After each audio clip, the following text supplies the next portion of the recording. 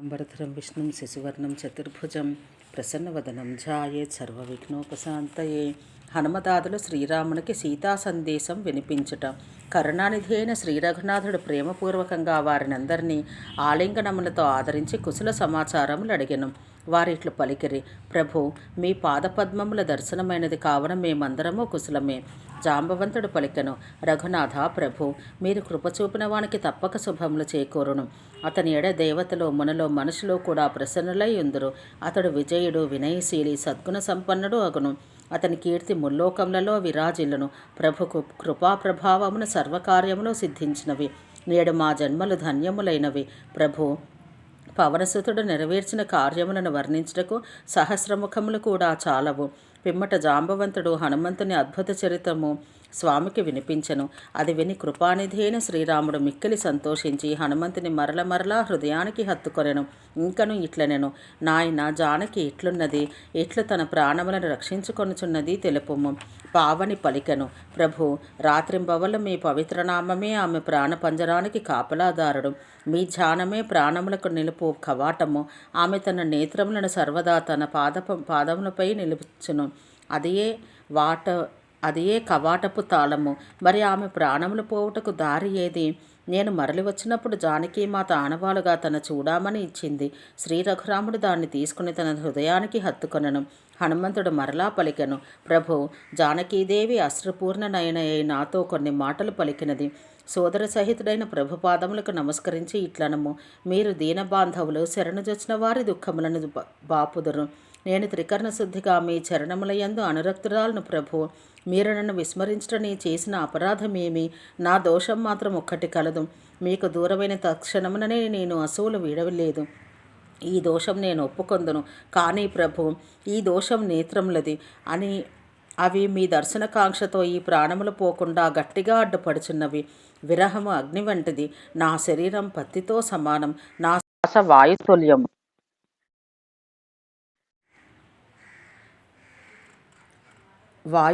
నా శ్వాస వాయుతుల్యం. విరహాగ్నిలో నా శరీరం ఒక్క క్షణంలో కాలిపోగలదు. కానీ మిమ్మల్ని చూసి ఆనందించాలి అనే కోరికతో నేత్రములు సంతతధారగా అశ్రువులను ప్రవహింపచేయుచున్నవి. అగ్నికి గాలి తోడైనను ఈ అశ్రుజల ప్రలాపమున ఈ శరీరం దహించబడటలేదు. సీతాదేవికి వచ్చిన ఆపదలు దుర్భరములైనవి. ఓ దీనదయాలో, వాటిని గురించి చెప్పకుండుటయే మంచిది. చెప్పినచో వాటిని మీరు తట్టుకొనలేరు. ఓ దయానిధి, ఆమె అక్కడ క్షణమొక యుగముగా గడుపుచున్నది. వెంటనే వెళ్ళి మీ భుజబలంచే ఆ దుష్ట రాక్షసులను తునుమాడి సీతాదేవిని తోడుకొని రండు. సీతామాతకు వచ్చిన ఆపదలను విని సుఖ నిధానములైన శ్రీరాముని నేత్రములు అశ్రుపూర్ణములయ్యను. మనోవాక్కాయములను నాకు అర్పించిన వారికి కలలో అయినను ఆపదలు వచ్చునా అని శ్రీరాముడు నుడివెను. అందుకు హనుమంతుడు: ప్రభు, మీ స్మరణము భజనము మరచుట కంటేనూ వేరొక ఆపద ఏముండును? రాక్షసులు మీకు ఒక లెక్కయా? శత్రువులను పరిమార్చి జానకీదేవిని శీఘ్రముగా తోడుకొని రండు. శ్రీరామచంద్రుడు వచించెను: హనుమ, వినము. నాకు నీవంటి ఉపకారి దేవతలలో కానీ, మునీశ్వరులో కానీ, మానవులలో కానీ లేనేలేడు. నేను నీకేమి ప్రత్యుపకారం చేయగలను?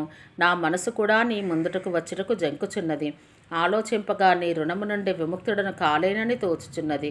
దేవతారక్షకుడైన శ్రీరామచంద్రుడు మాటిమాటికి హనుమంతుని వైపు చూచుచుండెను. అతని నేత్రములు సజలములై శరీరం పులకితమగుచుండెను. ప్రభు వచనాలు విని ఆయన ప్రసన్నముఖం చూసి హనుమంతుని హృదయం ఆనంద కందలితమయ్యను. తనవు పులకితమయ్యను.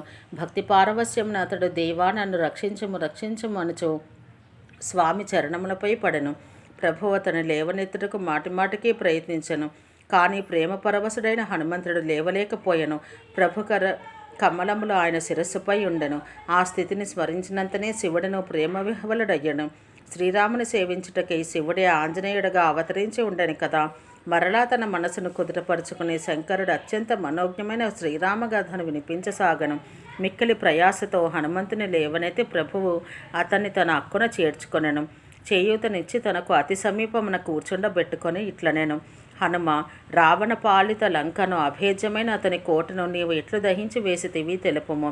ప్రభువు అతి ప్రసన్నుడని గ్రహించి హనుమంతుడు అభిమానరహితుడై పలికెను: ఒక కొమ్మ నుండి మరి ఒక కొమ్మపైకి ఎగురుట, దుమ్ముకుట వానరులకు సహజమే. కానీ సముద్రమును లంఘించుటయు, స్వర్ణమయ లంకను దహించి వేయుటయు, దుష్ట రాక్షసులను వధించుటయు, అశోకవనమును విధ్వంసం గావించుటయు మీ అనుగ్రహ ప్రభావమునే స్వామి. ఇందు నా గొప్పదనం ఏమీ లేదు ప్రభు. మీ కృపకు పాత్రులైన వారికి సాధ్యం కానిది ఏదీ ఉండదు. మీ ప్రభావం చే పత్తి కూడా సముద్రం నందలి బడబాగ్నిని కాల్చగలదు. అసంభవం కూడా అసంభవమే కాగలదు. స్వామి, మీపై నాకు అత్యంత సుఖదాయిని అయిన నిశ్చల భక్తిని దయతో ప్రసాదింపుడు. భవాని వాయుసుతుని అత్యంత వినమ్రమైన వచనములు విని శ్రీరామచంద్ర ప్రభువు అట్లే కానిమ్ము అనెను. ఉమా, శ్రీరాముని స్వభావం ఎరిగిన వారికి ఆయనను భజించుట తప్ప మరి ఒకటి ఏమీ రుచింపదు. ఈ స్వామి సేవకుల సంభాషణం స్మరించిన వారికి ప్రభు చరణములపై తప్పక భక్తి కలుగును. ప్రభు వచనములు విన్న వానరగణం పలికెను, కృపాళవు ఆనందకందుడు అయిన శ్రీరామచంద్రుడికి జయము జయము చేయము. అప్పుడు శ్రీరాముడు రాజైన సుగ్రీవుని పిలిచి వచించెను, ఇంకా ఆలస్యమేలా, లంకకు వెళ్ళుటకు ఏర్పాట్లు గావించుము. వెంటనే వానరులకు ఆజ్ఞలిమ్ము. భగవంతుని లీలలు చూసి దేవతలు హర్షితులై పుష్పవృష్టిని కురిపించిరి. వారు ఆకాశ మార్గమున తమ తమ స్థానములకు చేరిరి. ఓం సహనాభవతు సహనో భునత్తు సహ వీర్యం కరవావహై తేజస్వినావధీతమస్తు మా విద్విషావహై. ఓం శాంతి శాంతి శాంతి.